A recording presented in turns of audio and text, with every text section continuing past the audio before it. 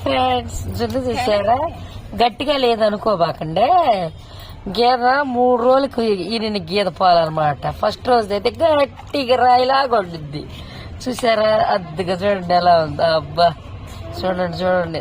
తీ తీ తీ తీ అందుకే నీళ్ళు వాటర్గా తేలిపోయింది. అద్దుగా 3వ రోజు ఈయన గీదండి ఇదే. ఫస్ట్ రోజు అయితే గట్టిగా ఉండేది. అబ్బా చూడండి, అది అబ్బా పడిపోతుంది. టేస్ట్ చేసి ఎలా ఉందో చెప్తారు.